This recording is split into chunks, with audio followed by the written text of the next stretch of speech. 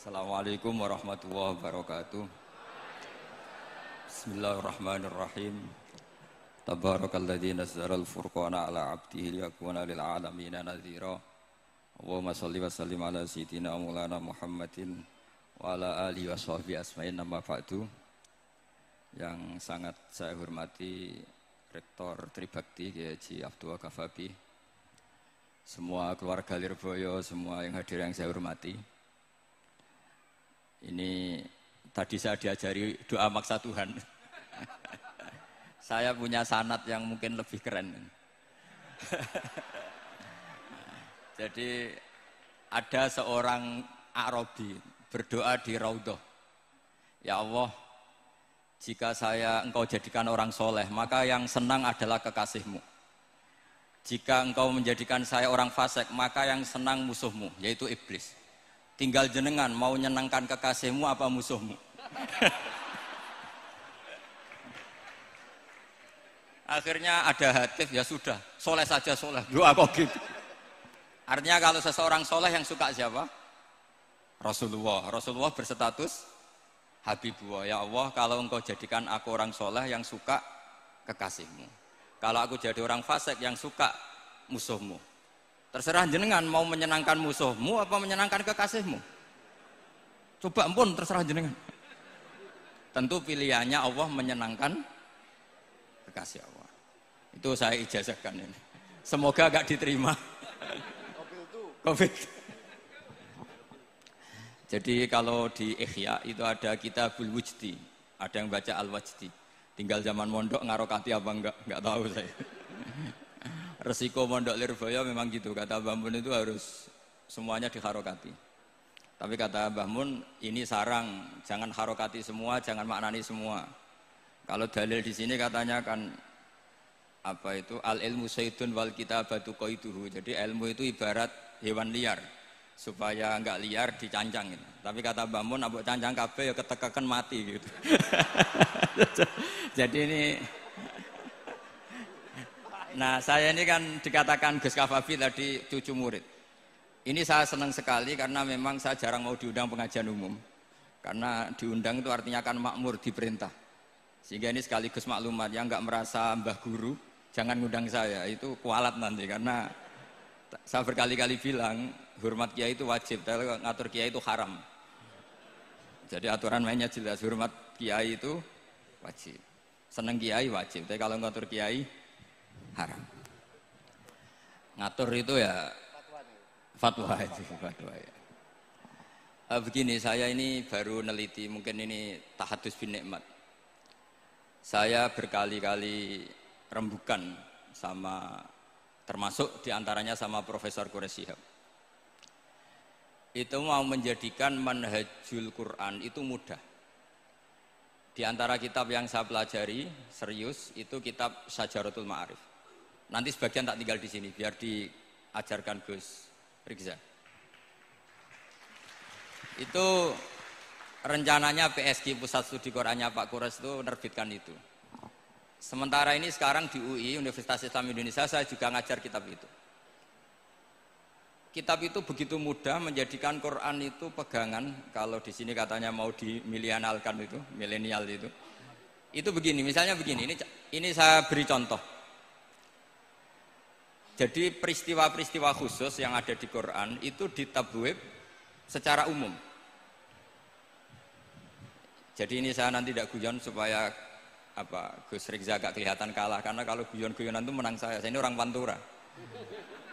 Saya misoh saja ada dalilnya.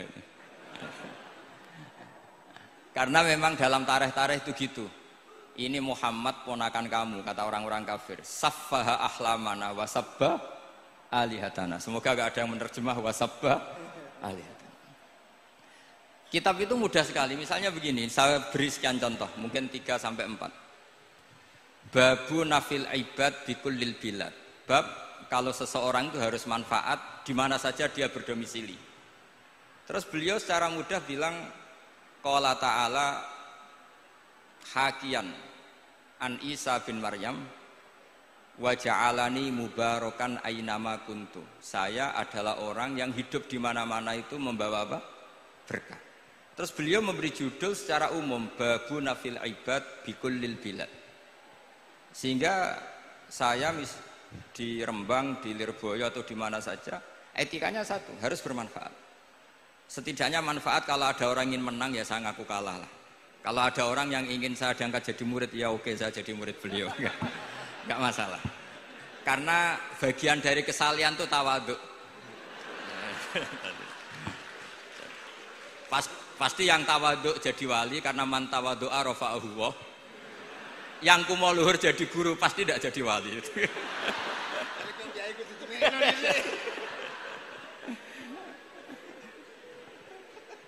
Terus ada bab yang sesuai dalam konteks Indonesia. Itu juga dibabkan umum, babu saddid dzara'i. Bab menutup pintu potensi-potensi yang enggak baik. Terus beliau mengutip qala ta'ala wala tasubbul ladzina yad'una min dunillahi fayasubbullaha adwam bighairi ilm. Jadi dulu para sahabat saking semangatnya berislam, itu saking semangatnya itu sering bilang jancuk Lata, jancuk Uzza. Jadi ini tidak jauh-jauh dari Misah karena memang sudah dicap cangkem elek tadi. Terus mereka tanya, lalu kalau Tuhan saya jancuk, bahayanya jancuk juga Tuhan kamu. Akhirnya Allah bilang gini, Muhammad, umatmu kandhane aja misoi brolo, kurbane aku. Makanya terusannya ayat fayasubbuha adwam bi khairil. Dan itu oleh Syekh Izzuddin bin Abdissalam yang dikenal sebagai Sultanul Aulia itu dibabkan mudah sekali. Babu saddid dzara'i. Jadi kalau kamu ingin Allah tidak dipisoi, Islam tidak disakiti, kamu jangan menyakiti agama lain. Itu bagian dari mencintai Islam. Jangan kira kita hormat sama agama lain karena ikrar, tidak, itu bagian dari mencintai Islam. Terus mengutip sekian hadis, la yasubbur rajulu abahu. Sebagian riwayat la yal'anur rajulu abahu.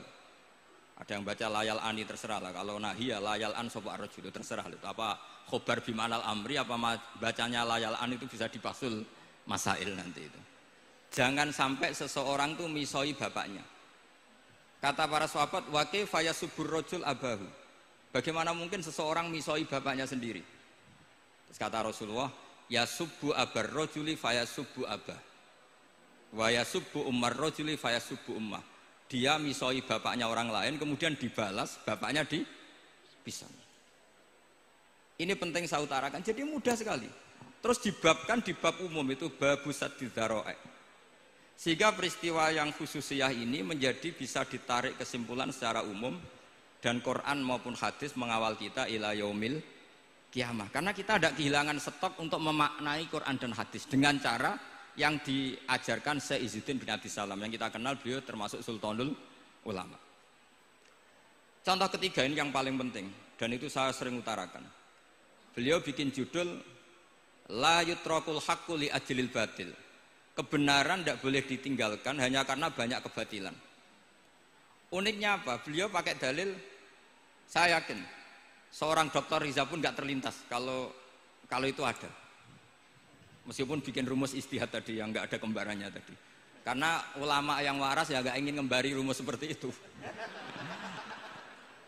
Memang nggak perlu dikembarin, apalagi dosen-dosen tribakti itu nggak suka. Ini padune ra kuat gaji kan gitu. Itu kan dalih ya, dalih supaya ngirit ya. Wes mulang gak arep-arep gaji barokah gitu. Itu mesti kong kali kong sama bendara gitu. Karo yayasan itu. Itu ada judul la yutrakul haqqu li ajlil batil. Itu uniknya beliau hanya dalil inna sofa wal marwata min sya'airillah faman hajjal baita wa atamara fala junaha alaihi ayyat tawafa bihima. Sofa dan Marwah itu hakikatnya adalah min sya'airillah, termasuk syiar-syiarnya Allah. Maka siapa yang haji maupun umroh enggak apa-apa. Allah dalam bahasakan itu enggak apa-apa, fala junah enggak apa-apa, terus saja tawaf di situ. Memang dalam bahasa Quran enggak bahasa sa'i tapi pakai bahasa tawaf, ayat tawafa bihima. Kata Syekh Izzuddin bin Abdissalam, di sofa ini ada Isaf, nama berhala, di Marwah ada Nailah, juga nama berhala. Yang orang-orang jahiliyah dulu ini menyembah dua berhala ini. Karena ada berhala mereka merasa risih kalau ibadah ritual tauhid di situ. Tapi kata Allah, teruskan saja kamu tawaf di situ atau sa'i di situ. Artinya apa? Kebenaran tetap diperintahkan meskipun ada kebatilan. Jadi gampang sekali. Terus beliau bikin judul la yutrakul haqqu li ajlil batil. Barang hak itu tidak boleh ditinggalkan karena barang batil. Saya di mana-mana kalau boleh dikatakan fatwa. Kalau ada orang mati karena narkoba atau karena mendem atau karena koplo atau karena oplosan, itu kita sebagai kiai datang saja. Tapi tidak harus kiai yang top-top kayak Gus Rizal, salah satu kiai datang. Karena sekali kita tidak datang, mereka akan menciptakan tradisi baru dalam penguburan. Kiai ratekong, soleh-soleh ratekong, dipendem ala mereka. Didekno ambek diminumi arak. Sehingga kita datang ini karena apa? Sebetulnya demi melaksanakan syariat Islam, memperlakukan janazatu muslim. Kita kelola secara Islam. Meskipun mangkel, kita mangkel, wong mati kok oplosan. Mati-mati pas sujud kan keren. Atau mati karena gaji terlambat kan keren. Ini mati kok. Atau mati karena miskin telat apa? Gaji kan keren, tirakat lah qanaah. Nah. Betul, ini mas-mas kalau yang mencintai bapak ada kesampaian, syahid cinta itu juga syahid. Asal tidak pernah lihat, tidak pernah SMS. Ngempet tok itu kalau mati itu syahid. Tapi syaratnya nggak ngelihat, nggak nge-SMS, nggak WA.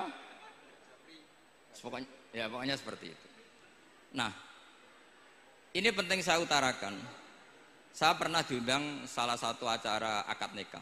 Itu yang undang itu nanggap ketoprak. Gus nanti ada ketoprak di rumah saya, tapi jangan nggak usah lihat itu. Tapi jam 9 ngakatkan anak saya. Ya saya datang. Pas itu memang nggak ada udzur saya datang. Itu sudah ada biduannya banyak di situ. Kenapa saya datang? Pikiran saya tadi. Kalau kiai tidak menyaksikan akad nikah, nanti mereka bisa bikin cara akad dengan cara mereka sendiri.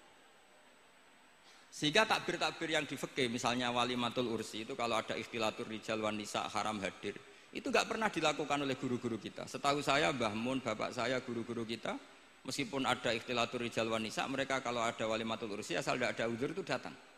Karena la yutrakul haqqu li ajlil batil. Padahal jelas di Bajuri, di Anatut Thalibin, jika hunaka muharramun harumal hudur. Entah kalau Gus Rizal baca hurrimal hudur atau harumal hudur, tidak tahu saya, ini kan bisa debat ini.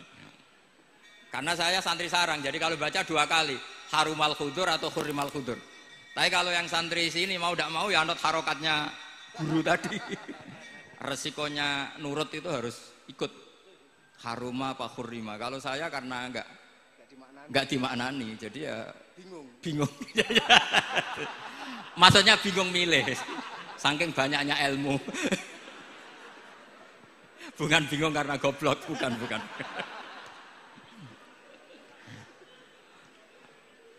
Ini penting saya utarakan. Jadi judul itu penting sekali. La yutrakul haqqu li ajlil batil. Contoh keempat, babu tolabil manzilah. Seorang yang terpercaya itu boleh cari pangkat di pemerintahan. Beliau dalilnya gampang sekali. Yusuf ketika merasa mampu mengendalikan ekonomi, ketahanan pangan zaman itu, beliau matur ke Aziz, ke penguasa Mesir, qala ja'alni ala khazainil ardh.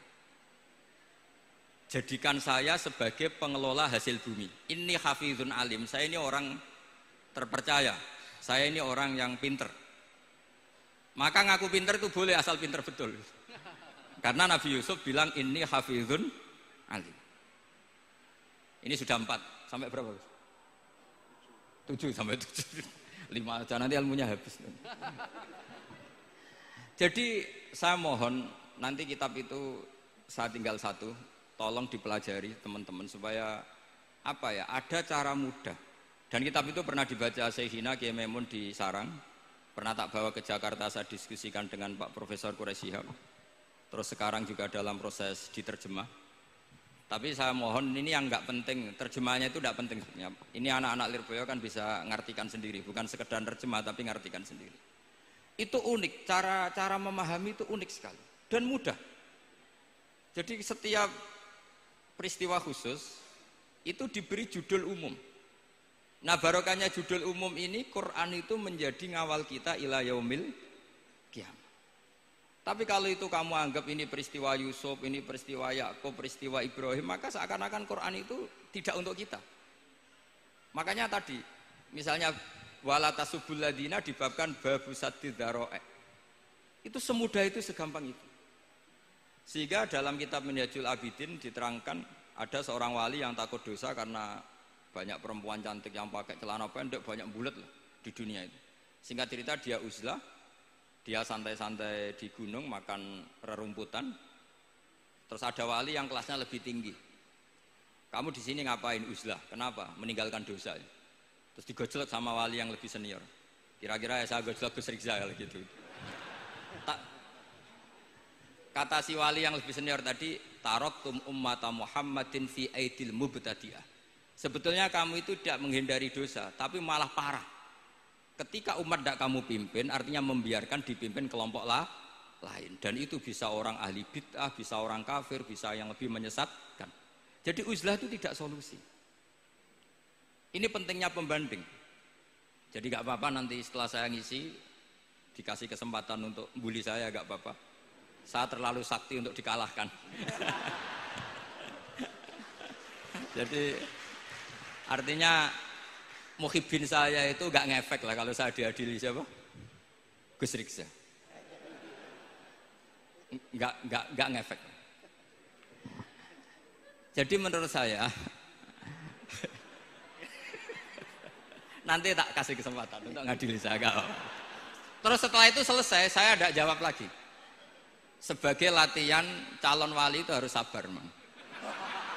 Jadi wal kadhiminal ghaidha wal afina anin nas. Jadi setelah saya dibully nanti saya bilang sudah saya maafkan, wassalamualaikum, terus gitu. Terus contoh yang paling ekstrim gini Gus Rizal, ada contoh babu jawazin namimah limaslahatin. Bab boleh adu-adu. Adu-adu itu mengadukan satu peristiwa yang buruk ke orang lain karena maslahat. Itu contohnya unik sekali. Saya ini bingung, masa ada namam atau namimah kemudian ditoleransi. Terus beliau pakai dalil wajah arojulum min aqsal madinati yas'a. Qala ya Musa innal mal'a ya'tamiru nabikal yaqtulu kafakhrus innilaka minan nasihin. Musa, saya ini pegawai kerajaan Fir'aun, saya termasuk perwira di kerajaan Fir'aun. Saya tahu rapat tadi malam itu memutuskan menangkap kamu untuk dibunuh. Maka kamu harus secepatnya keluar dari Mesir. Itu kan sebetulnya tipikalnya agak namimah, adu-adu, tapi limas lahatin. Itu mudah sekali kitab itu. Jadi saya mohon anak-anak Tribakti yang mau mengkaji Quran ingin alim pakai kitab itu. Saya jamin kalau khatam pasti alim. Khatam paham maksudnya. Daripada sampean pakai metode usul fikih itu keruwetan karena selain judulnya sudah ruwet. Lubul usul itu sudah ruwet. Dulu saya ngaji di sarang itu semua satu kelas itu semuanya dapat 4 terus. Kecuali saya tidak dapat nilai karena gurunya bingung biji. Tidak tahu bingungnya itu karena dianggap terlalu alim atau terlalu goblok, tidak tahu saya. Yang jelas usul fikih saya itu nggak ada nilainya. Begini kalau dalam usul fikih kan begini. Ya ini agak menghormati pasca sarjana, jadi agak ruwet biar kesannya itu ya intelek atau pinter lah gitu. Kalau guyon terus itu kan nganggap sampean itu isane mau paham guyon itu. Jadi gak ngregani orang seperti orang guyon terus itu. Tapi ini agak serius. Begini. Misalnya saya sebagai kiai ngundang Zaid, kamu ke sini. Saya jelas nyebut Zaid ke sini, ada tamu. Sebetulnya saya ingin Zaid apa ingin cah dalam siapa saja asal bisa melayani tamu. Zaidun itu zikrul ba'di wa iradatil kul apa zikru Zaidin fi ainihi. Itu kan jadi perdebatan di ilmu usul fikih. Ketika Zaid gak ada, terus di situ ada pelayan yang bernama Bakar Umar gak datang, pasti kayaknya marah. Cek sombong ya santriku, tak udang ra ono sing moro.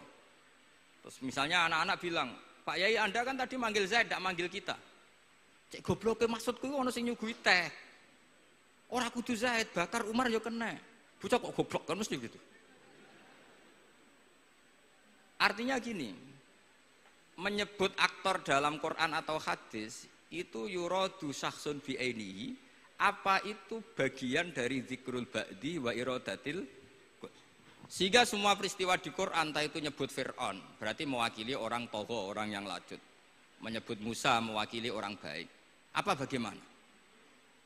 Itu jadi perdebatan. Lah itu di kitab usul fikih itu penjelasannya ruwet sekali. Sehingga mungkin misalnya begini dalam satu kaidah usul fikih. Hormati tamu yang datang ke saya, siapa saja. Setelah itu saya ralat, hormati Zaid jika datang bertamu ke saya. Dalam usul fikih itu potensi Zaid ini menjadi mukhassis, berarti siapa saja menjadi batal karena ditaksis kata Zaid. Ada potensinya begini, siapa saja tetap berlaku dan kiai menyebut Zaid adalah zikru ba'di afrodi dzalikal kulli, menyebut individu dari kuliah yang masuk. Jadi tetap hormati tamu siapa saja. Yang termasuk siapa saja adalah Zaid. Apa siapa saja tidak menjadi hukum karena terganti hanya khusus Zaid. Itu jadi perdebatan di perdebatan usul fikih. Jadi terlalu ruwet. Tapi kalau di kitab tadi yang Syajaratul Ma'arif karangannya Izzuddin bin Abdissalam itu gampang sekali. Saya baca itu min awali hatta akhir itu tidak ada yang iskal, gampang sekali, mudah sekali. Karena tadi mungkin dikarang ahlinya dan dibaca oleh ahlinya, jadi gampang sekali ini. Jadi semudah itu. Istidlal itu gampang sekali. Ya saya ulang lagi tadi karena ditulis orang ahli dan dibaca oleh orang ahli. Tapi saya pastikan kitab itu tuh mudah sekali. Kenapa saya menyarankan begitu? Karena begini. Sekarang itu banyak orang menafsirkan Quran karena hanya melihat terjemah atau dengar-dengar dari orang lain. Sementara kita yang gudangnya, kita ya semua lah santri sarang Lirboyo semua. Itu tidak mau memulai. Andai kan kita mau memulai, maka kita akan tahu apakah zikrus syek itu menjadi takyin, harus itu, atau zikrus syek itu zikrul ba'di wa iradatil kul. Saya beri contoh masalah hukum fikih. Karena ini bidang saya dulu ketika muda sering makili Anwar Musyawarah di Lirboyo. Dulu yang makili Lirboyo Gus Isom.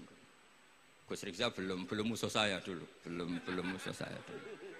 Jadi kalau musuh saya itu terlambat, saya sudah sufi, sudah agak ahli fikih, sudah pensiun, bukan karena sudah bodoh tapi sudah ben diurusi sing nom-nom gitu. Sudah makom saya sudah ndak itu sudah. Ndak tahu entah makom saya dari mana, ndak tahu saya. Misalnya begini saya beri contoh.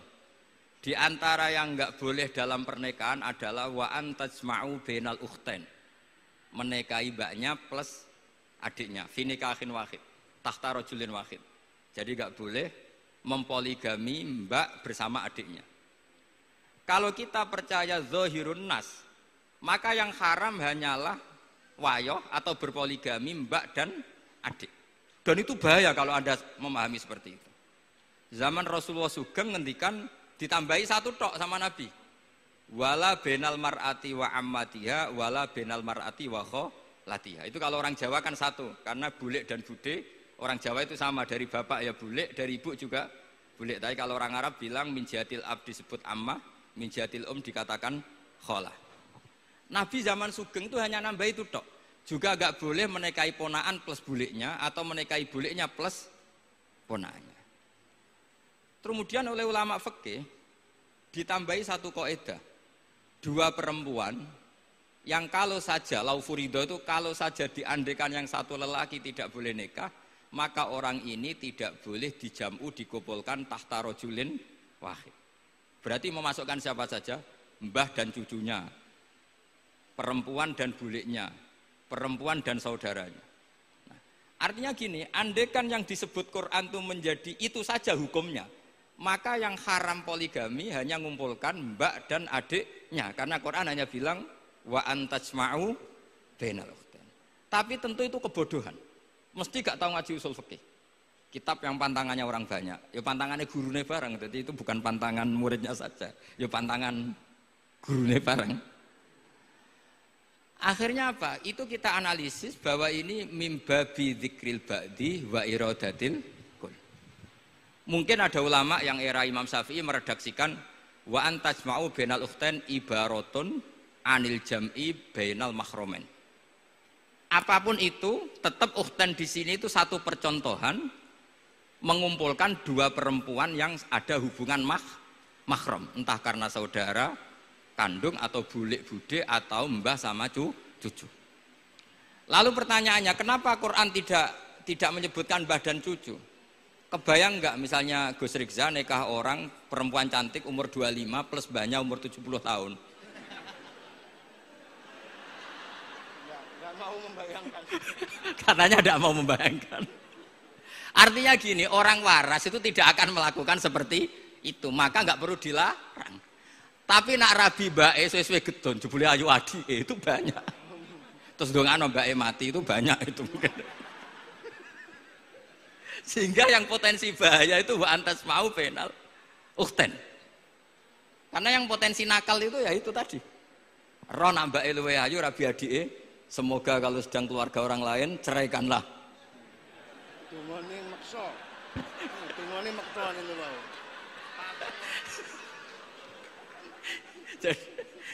Jadi ini penting saya utarakan. Jadi ini serius tapi saya tetap rileks. Jadi mohon dipelajari lah usul fikih.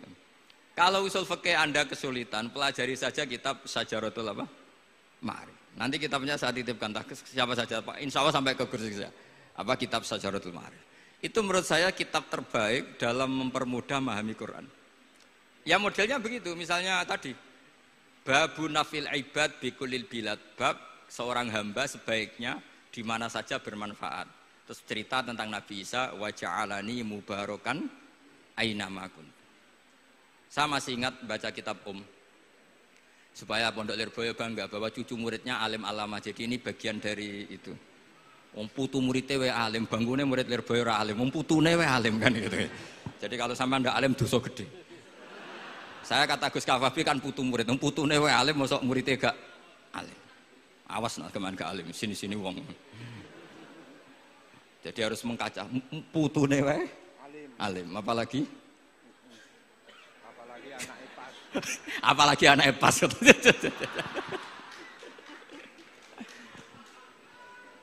Jadi tadi sampai mana Gus? Lupa ya. Sampai adik ayu. Adik ayu. Mbake sing ayu. Ditungakno tadi. Ya ditungane bentang mati adike oleh mbake. Tapi adike mati Gus. Saya teruskan lagi ya. Jadi kalau saya masih ingat baca kitab karangannya Imam Syafi'i dalam tema yang mirip ini. Ketika beliau ditanya, boleh ndak seorang lelaki uzubah tidak nikah? Waqat qala Rasulullah sallallahu alaihi wasallam andeka sunnati faman rohiba an sunnati falesa minni. Itu kata Imam Syafi'i.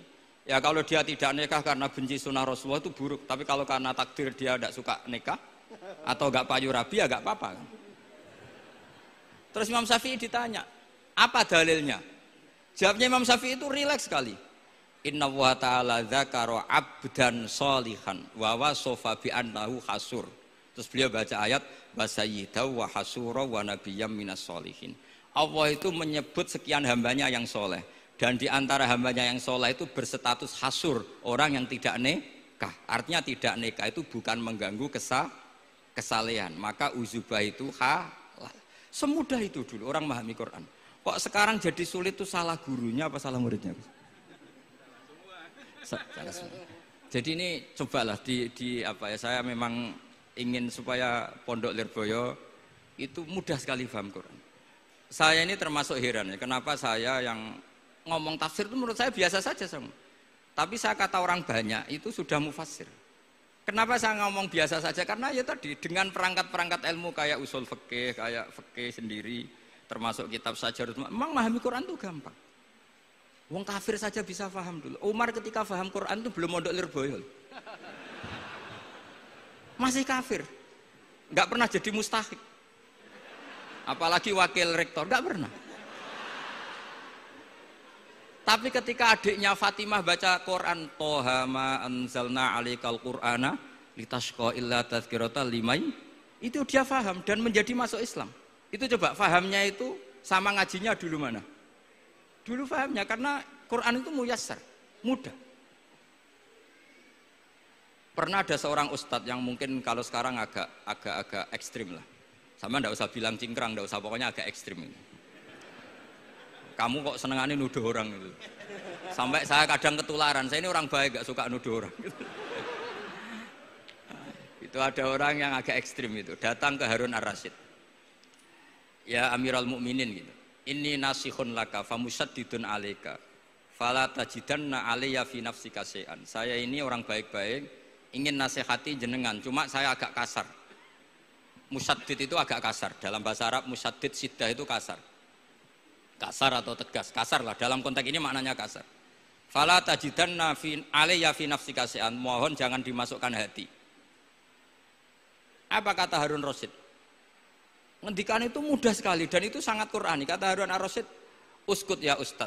Sebagian riwayat uskut ya jahil. Hei orang bodoh, kamu diam. Inna Allah ta'ala ba'atha man huwa khairun minka ila man huwa syarrun minni. Wa ma'adzalika qala ta'ala faqula lahu qawlan layyinan la'allahu yatadzakkaru aw yakhsha. Kamu diam hei Ustad bodoh.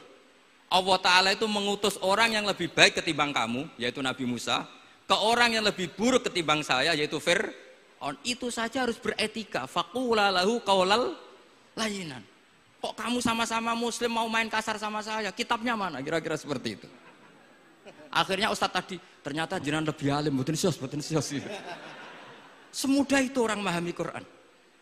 Inna wa ta'ala qad ba'asa man huwa khairun minka ila man huwa syarrun minni. Fa inna wa ta'ala ba'asa Musa. Wa Musa tentu lebih mulia ketimbang Ustadz ini. Ila man huwa syarrun minni.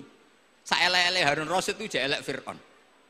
Musa yang Rasul yang orang sangat baik diutus ke orang yang sangat buruk yaitu Fir'aun, itu saja beretika faqula lahu qaulal layyin. Harus sopan. Jadi kayak apa? Saya bayangkan kayak apa bahagianya kita kalau melihat santri-santri ini memahami Quran seperti ini itu kan mudah. Mudah, nggak perlu dokter, bisa, juga perlu. Bisa, maksudnya bisa. Nggak perlu dapat honoris causa dari apa tadi? Profesor cangkem elek tadi. Profesor bidang cangkem elek. Jadi karena Quran itu dalil, kata Ibnu Abbas, Al-Quran dalil itu mudah ditaklukkan, dibawa kemana saja itu bisa. Nah ini yang terakhir, khasnya NU itu wasilah, ini terakhir, nanti setelah ini selesai. Tapi saya mohon MC atau moderator atau siapa lah ngasih waktu Gus Rizal untuk bully saya, dan saya jamin tidak tak balas. Tidak tak balas dan saya latihan legowo tadi wal afina aninas. Sudah itu kata Rasulullah kan gitu, orang yang meninggalkan debat padahal dia benar bana wau betan fi rabbil jannah. Jadi sudah saya ingin masuk surga lah, tidak usah repot-repot berdebat.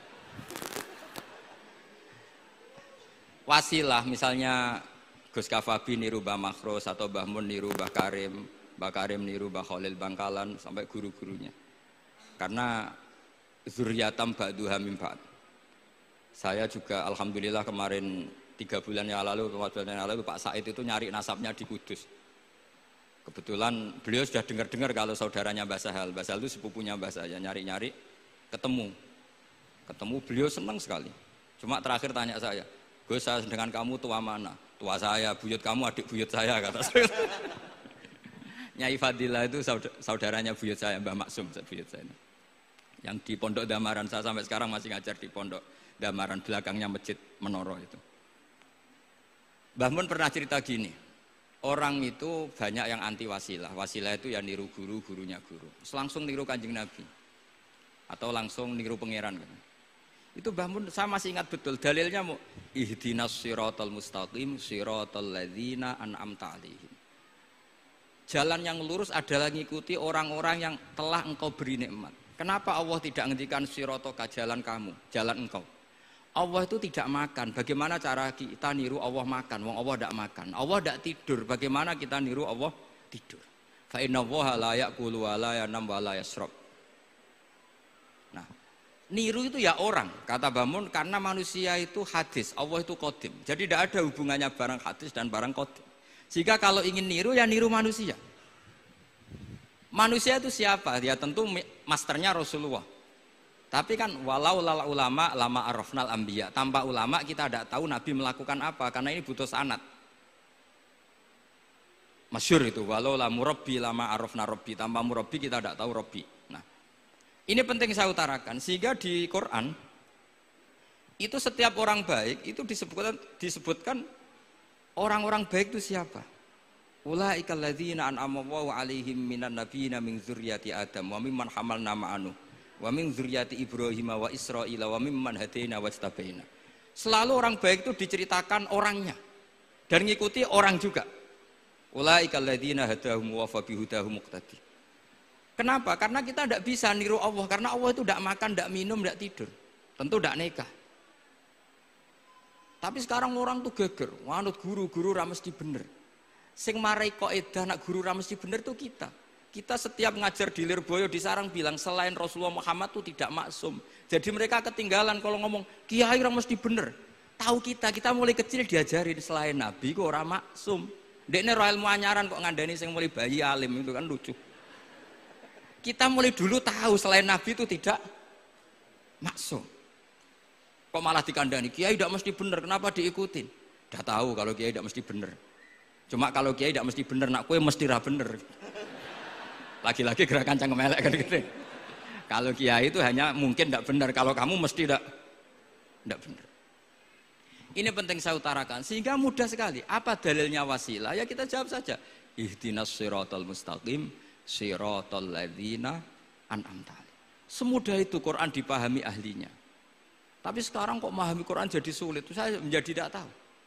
Ya seperti tadi Izzuddin bin Adi Salam itu banyak dalil la yutrakul haqqu li ajlil batil. Itu contohnya itu hanya innas sofa wal marwata min sya'airillah. Ketika sofa dan marwah belum steril dari berhala-berhala itu, ketika Ka'bah belum steril dari berhala-berhala itu, Nabi tetap tawaf di Ka'bah, tetap sa'i di sofa dan marwah. Kemudian itu disimpulkan la yutrakul haqqu li ajlil batil. Segampang itu agama. Tapi kenapa menjadi sulit? Jadi saya mohon sekali karena kitab itu sedang dikaji di PSG Pusat Studi Quran, juga dikaji di pondok saya. Dulu Syekhina Maimun pernah baca juga. Sekarang di UII yang ngajar saya. Jadi saya ingin, dan itu diajarkan ditulis lah oleh ulama sing ma'ruf, bahkan gelarnya Sultanul Ulama. Dalam kasofnya Sayyid Abil Hasan Asyadzili, dalam kasuf beliau mengatakan, saya pas kasuf dengar satu suara, satu hatif, ya Ali, ma'ala wajil ardi, tidak ada di muka bumi ini kajian fikih sing abha, yang lebih bersinar, yang lebih moncer ketimbang kajian Izzuddin bin Abdi Salam. Dan tidak ada kajian ilmu hadis mengalahkan kajian Abdul Azim Al-Mundhiri yang ngarang At-Targhib itu. Era Sayyid siapa? Abil Hasan Asyadzili. Dan tidak ada kajian ilmu hakikat sing abha min majlisika. Dan alhamdulillah kita punya kitab itu, Qawaidul Ahkam, Syajaratul Ma'arif, Izzuddin bin Abdi Salam. Juga kita punya kitab Abdul Azim Al-Mundhiri karena kita pakai At-Targhib At-Targhib itu mukhtasornya Muslim juga. Dan tentu kita juga punya Abul Hasan Asyadzili karena kita rata-rata ngaji hikam, kita tahu hikam adalah muridnya Abdul Abbas Al-Mursi dan beliau adalah muridnya Abul Hasan Asyadzili. Sehingga kita insya Allah ngalami dzurriyatam ba'duha min ba'd. Baik dzurriyah nasabiyah maupun dzurriyah sababiyah. Kayak saya tadi dikatakan Gus Kawabi putu Lirboyo karena Mbah Mun ngaji di Lirboyo. Dan saya bangga karena bisa bully jenengan semua, nak putune wae alim maupun meneh anake. Mun sepakat iki, nak putune wae alim maupun meneh anake. Pun assalamualaikum warahmatullahi wabarakatuh.